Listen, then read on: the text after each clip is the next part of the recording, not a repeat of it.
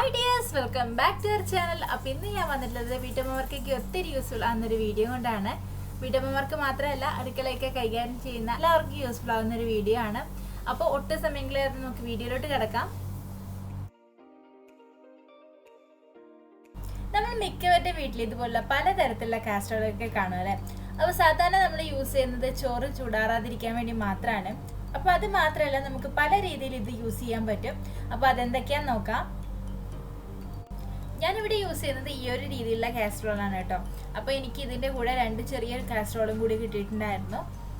അപ്പോൾ നിങ്ങൾ ഇതുപോലെ കാസറോൾ വാങ്ങാൻ ഉദ്ദേശിക്കുന്നവരാണെങ്കിൽ സ്റ്റീലിൻ്റെ ആണ് കേട്ടോ കുറച്ചുകൂടി നന്നായിട്ടുണ്ടാവുക. അപ്പോൾ ഞാൻ നാട്ടിലൊക്കെ യൂസ് ചെയ്തുകൊണ്ടിരുന്നത് സ്റ്റീലിൻ്റെ ആയിരുന്നു. മാത്രമല്ല, നമ്മൾ ഈ ഒരു കാസറോളിനേക്കാളും ലൈഫ് കിട്ടുന്നത് ആ ഒരു സ്റ്റീലിൻ്റെ കാസറോളിന് തന്നെയാണ്. അപ്പോൾ വാങ്ങുന്നവരാണെങ്കിൽ സ്റ്റീലിൻ്റെ തന്നെ വാങ്ങിക്കോളൂ കേട്ടോ. അപ്പോൾ സ്റ്റീലിൻ്റെ വാങ്ങുമ്പോൾ ശ്രദ്ധിക്കേണ്ടത് എന്താണെന്ന് വെച്ചാൽ നല്ല ബ്രാൻഡിൻ്റെ വാങ്ങാനായിട്ട് ശ്രദ്ധിക്കുക. ചില ബ്രാൻഡുകളിൽ ചൂട് നിൽക്കാത്തൊരു ഇഷ്യൂസ് കൂടി കേട്ടിട്ടുണ്ട്. അപ്പോൾ വാങ്ങുമ്പോൾ നല്ല ബ്രാൻഡിൻ്റെ തന്നെ ശ്രദ്ധിച്ച് വാങ്ങാം കേട്ടോ. അപ്പോൾ നമുക്ക് ഈ ഒരു കാസറോൾ ചോറ് ചൂടാറാതിരിക്കാൻ മാത്രമല്ല വേറെ എന്തൊക്കെ കാര്യങ്ങൾക്ക് ഉപയോഗിക്കാൻ നോക്കാം. അപ്പോൾ ആദ്യത്തെ യൂസ് എന്ന് പറയുന്നത്, നമ്മൾ ഇഡ്ഡലിയൊക്കെ ഉണ്ടാക്കുന്ന ടൈമിൽ, പ്രത്യേകിച്ച് മഴക്കാലത്തും തണുപ്പ് കാലത്തൊക്കെ ഇഡ്ഡലി ഉണ്ടാക്കുന്ന ടൈമിൽ അത് പുളിച്ചു പോകാനായിട്ട് ഭയങ്കര ബുദ്ധിമുട്ടാണല്ലേ. അപ്പോൾ ആ ഒരു ടൈമിൽ നമുക്ക് ഇതുപോലെ ഈ ഒരു കാസറോളിൽ ഒഴിച്ചു വെക്കുകയാണെങ്കിൽ അത് പെട്ടെന്ന് പുളിച്ചു പോകും കേട്ടോ. ഇപ്പം ഞാൻ മാവ് കാസറോളിലോട്ട് ഒഴിച്ചിട്ട് ഒരു 7-8 മണിക്കൂറൊക്കെ കഴിഞ്ഞു ആണ് കേട്ടോ. കാരണം തലേദിവസം രാത്രിയാണ് ഞാൻ ഇതുപോലെ ഒഴിച്ചു വെച്ചത്. അപ്പോൾ ഇപ്പം നമുക്ക് ഓപ്പൺ ചെയ്ത് നോക്കാം.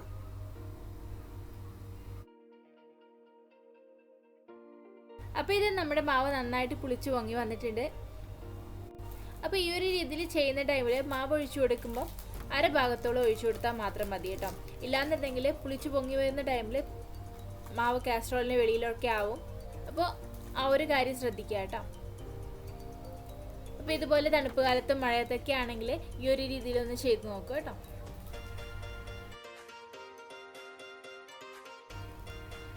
അതുപോലെ തന്നെ നല്ല തണുപ്പുള്ള സമയങ്ങളിലൊക്കെ ആണെങ്കിൽ ഈ ഒരു കാസറോളിലോട്ട് ചൂടുള്ള വെള്ളം ഒഴിച്ചു കൊടുത്തതിന് ശേഷം ആ ചൂടുവെള്ളം ഒന്ന് ഒഴിച്ച് കളയാം കേട്ടോ. പിന്നീട് അതിലോട്ട് നമ്മൾ മാവ് ഒഴിച്ചു കൊടുക്കുകയാണെങ്കിൽ അത് നന്നായിട്ട് പെട്ടെന്ന് പുളിച്ചു പൊങ്ങി കിട്ടും. അതുപോലെ കാസറോളിൻ്റെ വേറൊരു യൂസ് എന്ന് പറയുന്നത്, നമ്മൾ രാവിലെ പുട്ടൊക്കെ ഉണ്ടാക്കുന്ന ടൈമിൽ കാസറോളിലോട്ട് ഇതുപോലെ ഒരു വാഴയില പീസ് വെച്ച് കൊടുത്തതിന് ശേഷം പിന്നീട് അതിലോട്ട് നമ്മൾ പുട്ട് വെച്ച് കൊടുക്കുകയാണെങ്കിൽ ആ ഒരു പുട്ടിന് നല്ലൊരു ഫ്ലേവർ ആയിരിക്കും കേട്ടോ. ഫ്ലേവർ മാത്രമല്ല, നല്ല സോഫ്റ്റും ആയിരിക്കും. ഇതുപോലെ പുട്ട് ഡയറക്റ്റ് ആയിട്ട് തന്നെ നമുക്ക് ആ ഇലയിലോട്ട് വെച്ച് കൊടുക്കാം.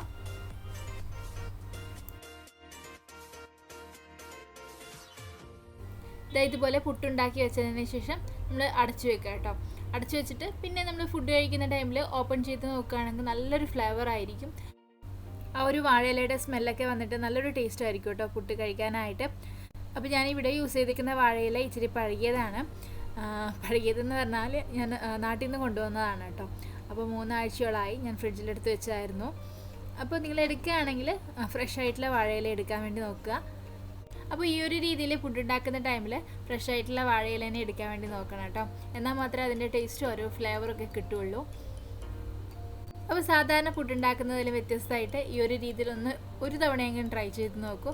അപ്പോൾ പിന്നീട് നിങ്ങൾ ഈ ഒരു രീതിയിൽ മാത്രമേ വെക്കുള്ളൂ. പ്രത്യേകിച്ച് വാഴയിലൊക്കെ കിട്ടുന്നവരാണെങ്കിൽ ഈ ഒരു രീതിയിൽ ഉറപ്പായും ട്രൈ ചെയ്ത് നോക്കണം.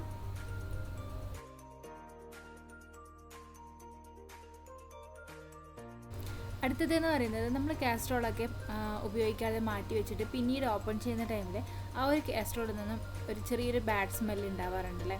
അപ്പോൾ ആ ഒരു ബാഡ് സ്മെല്ല് ഇല്ലാണ്ടിരിക്കാനായിട്ട് ഇതുപോലൊരു ടീ ബാഗ് ആ ഒരു കാസറോളിനുള്ളിലോട്ട് ഇട്ടിട്ട് അടച്ചു വെക്കുകയാണെങ്കിൽ പിന്നീട് ആ ഒരു ബാഡ് സ്മെല്ല് ഉണ്ടാവില്ല കേട്ടോ. ഇൻ കേസ് നിങ്ങളുടെ കയ്യിൽ ടീ ബാഗ് ഇല്ലാന്നുണ്ടെങ്കിൽ ഇതുപോലുള്ള ടിഷ്യൂ പേപ്പറോ എടുത്തതിന് ശേഷം, ടിഷ്യൂ പേപ്പർ തന്നെ വേണമെന്നില്ല കേട്ടോ, വൈറ്റ് കളർ പേപ്പറോ അല്ലെങ്കിൽ സാധാ ന്യൂസ് പേപ്പർ ആയാലും മതി. എടുത്തതിന് ശേഷം ഒരു 1-2 ടീസ്പൂണ് ഇതുപോലെ ചായപ്പൊടി ഇട്ട് കൊടുത്തതിന് ശേഷം ഇതുപോലെ ഒന്ന് മടക്കി കൊടുക്കുക. അതിനുശേഷം നമ്മൾ കാസറോളിലോട്ട് വെച്ച് കൊടുക്കുകയാണെങ്കിൽ നമുക്ക് ആ ഒരു ടീ ബാഗ് വെക്കുന്ന അതേ എഫക്റ്റ് തന്നെ കിട്ടും. നമുക്ക് ആ ഒരു ബാഡ് സ്മെല്ല് ഇല്ലാണ്ടിരിക്കാനായിട്ട് ഹെൽപ്പ് ചെയ്യും. ഇനിയിപ്പോൾ ഇതൊന്നും പറ്റില്ല എന്നുണ്ടെങ്കിൽ സാധാരണ നമ്മുടെ ന്യൂസ് പേപ്പർ ഉണ്ടല്ലോ, ആ ഒരു ന്യൂസ് പേപ്പർ ഇതുപോലെ മടക്കിയതിന് ശേഷം ആ ഒരു കാസറോളിലോട്ട് വെച്ച് കൊടുത്തിട്ട് അടച്ചു വെച്ച് സൂക്ഷിക്കുകയാണെങ്കിൽ നമുക്ക് പിന്നീട് ഓപ്പൺ ചെയ്യുന്ന ടൈമിൽ ആ ഒരു കാസ്ട്രോളിൻ്റെ ബാഡ് സ്മെൽ ഇല്ലാണ്ടിരിക്കാനായിട്ട് ഹെൽപ്പ് ചെയ്യും കേട്ടോ. അതുപോലെ തന്നെ കാസ്ട്രോളിൻ്റെ മറ്റൊരു യൂസ് എന്ന് പറയുന്നത്, നമ്മൾ ഇതുപോലുള്ള ഫ്രൂട്ട്സൊക്കെ പഴുപ്പിക്കണം എന്നുണ്ടെങ്കിൽ ഇതുപോലെ വെച്ച് കൊടുത്തതിന് ശേഷം അതൊന്ന് അടച്ചു വെച്ച് സൂക്ഷിക്കുകയാണെങ്കിൽ പെട്ടെന്ന് തന്നെ പഴുത്ത് കിട്ടും കേട്ടോ. ഈ ഒരു ഫ്രൂട്ട്സ് പഴുപ്പിക്കുന്നതിന് നമുക്ക് 2 രീതിയിൽ ചെയ്യാം കേട്ടോ. ഈ ഒരു കാസ്ട്രോളിലോട്ട് ഇതുപോലെ ന്യൂസ് പേപ്പർ അടുക്കി വെച്ചതിന് ശേഷം അതിൻ്റെ മുകളിലായിട്ട് നമുക്ക് ഏതാണോ ഫ്രൂട്ട്സ് പഴുപ്പിക്കേണ്ടത് അത് വെച്ച് കൊടുത്തതിന് ശേഷം അടച്ചു വെച്ച് സൂക്ഷിക്കുകയാണെങ്കിൽ നമുക്ക് പെട്ടെന്ന് തന്നെ പഴുത്ത് കിട്ടും. അപ്പോൾ ഇനി ഫ്രൂട്ട്സൊക്കെ പഴുപ്പിക്കണം എന്നുണ്ടെങ്കിൽ ഈ ഒരു മെത്തേഡിലൊന്ന് ചെയ്ത് നോക്കുക കേട്ടോ.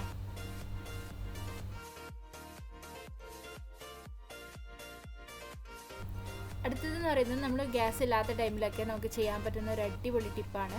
നമ്മൾ സാധാരണ കുഞ്ഞുങ്ങൾക്കൊക്കെ ഇതുപോലെ പഴം പുഴുങ്ങി കൊടുക്കാറുണ്ടല്ലേ. അപ്പോൾ നമ്മുടെ കയ്യിലൊരു കാസ്ട്രോൾ ഉണ്ടെങ്കിൽ നമുക്ക് പഴം പുഴുങ്ങാനൊക്കെ എളുപ്പത്തിൽ പറ്റും. അപ്പോൾ അതെങ്ങനെയാണെന്ന് നോക്കാം. അപ്പോൾ ഇത് പഴം നന്നായിട്ട് വാഷ് ചെയ്തതിന് ശേഷം പഴത്തിൻ്റെ 2 ഭാഗത്തായിട്ട് നമുക്ക് കട്ട് ചെയ്ത് കൊടുക്കുകയാണ്. നെടുകെ വരഞ്ഞൊന്നും കൊടുക്കുന്നില്ല കേട്ടോ. ജസ്റ്റ് 2 ഭാഗം ഒന്ന് കട്ട് ചെയ്ത് മാറ്റിയതിന് ശേഷം നെടുകെ ഒന്ന് കട്ട് ചെയ്ത് കൊടുക്കുകയാണ്. 2 പീസാക്കി കൊടുക്കുകയാണ് കേട്ടോ. ഇനി നമുക്ക് വേണ്ടത് നമ്മുടെ കാസ്ട്രോൾ തന്നെയാണ്. അപ്പോൾ ഇനി നമ്മുടെ കാസ്ട്രോൾ എടുത്തതിന് ശേഷം ഞാൻ അതിലോട്ട് ചൂടുവെള്ളം ഒഴിച്ചു കൊടുക്കുകയാണ്. അപ്പോൾ ഗ്യാസ് ഇല്ലാത്ത ടൈമിലും ചൂടുവെള്ളത്തിനൊന്നും ക്ഷാമം ഉണ്ടാവില്ല എന്ന് വിചാരിക്കുന്നു. നമ്മുടെ ഫ്ലാസ്കിലൊക്കെ ആയിട്ട് നമ്മൾ വെക്കുമല്ലോ ചൂടുവെള്ളം.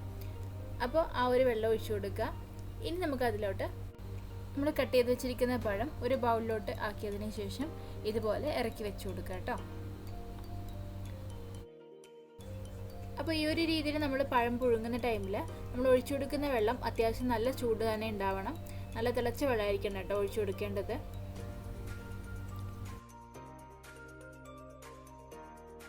ഇനി നമുക്ക് ഈ ഒരു കാസ്ട്രോൾ അടച്ചു വെച്ച് കൊടുക്കാം. നല്ല ടൈറ്റായിട്ട് തന്നെ അടച്ചു വെച്ച് കൊടുക്കണം കേട്ടോ. ഇപ്പം ഞാനിത് അടച്ചു വെച്ചിട്ട് ഒരു 40 മിനിറ്റൊക്കെ കഴിഞ്ഞിട്ടുണ്ട് കേട്ടോ. ഇപ്പം നമുക്കിനി ഓപ്പൺ ചെയ്ത് നോക്കാം. ഇതൊക്കെ കണ്ടില്ലേ, നമ്മുടെ പഴം പുഴുങ്ങിയത് ഇവിടെ റെഡി ആയിട്ടുണ്ട്. അത്യാവശ്യം നല്ലോണം തന്നെ നമ്മൾ സാധാരണ പഴം പുഴുങ്ങി എടുക്കുന്ന പോലെ തന്നെ കിട്ടിയിട്ടുണ്ട്. ഞാൻ അതൊന്ന് ഓപ്പൺ ചെയ്ത് കാണിച്ചു തരാം കേട്ടോ.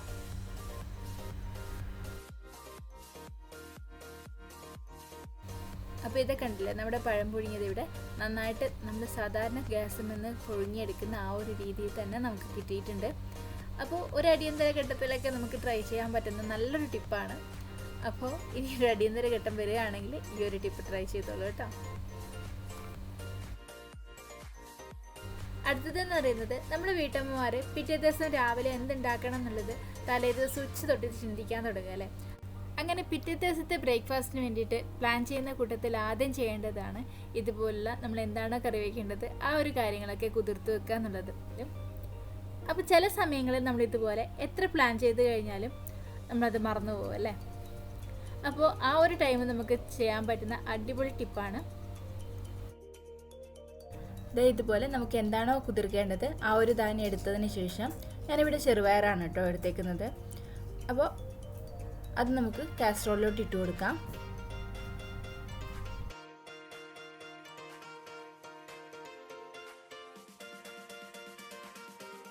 ഇനി നമുക്ക് ഇതിലോട്ട് വേണ്ടത് നല്ല തിളച്ച വെള്ളമാണ് കേട്ടോ.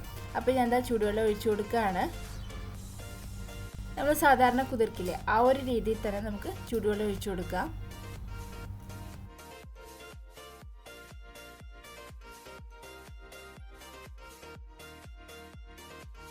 നമ്മളിതൊന്ന് അടച്ചു വെച്ചിട്ട് ഒരു മണിക്കൂറൊക്കെ കഴിഞ്ഞിട്ട് നോക്കുകയാണെങ്കിൽ സാധാരണ നമ്മൾ കുതിർക്കുന്ന പോലെ തന്നെ കുതിർന്നിട്ടുണ്ടാവും. അപ്പോൾ ഇനി ബ്രേക്ക്ഫാസ്റ്റിന് ഇതുപോലെ കുതിർക്കാനൊക്കെ വിട്ടുപോയിട്ടുണ്ടെങ്കിൽ ഈ ഒരു രീതിയിൽ ചെയ്താൽ മതി.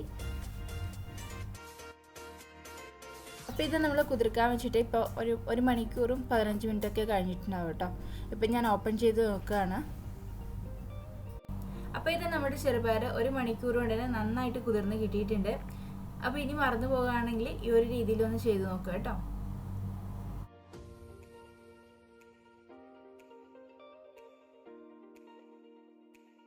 അടുത്ത യൂസ് എന്ന് പറയുന്നത്, നമ്മൾ ചായയൊക്കെ ഉണ്ടാക്കുമ്പോൾ വീട്ടിലെല്ലാവർക്കും കൂടിയായിരിക്കും ചായ ഉണ്ടാക്കുക. എന്നാൽ വീട്ടിൽ പലരും വന്ന് കുടിക്കുന്നത് പല ടൈമിലായിരിക്കും അല്ലേ.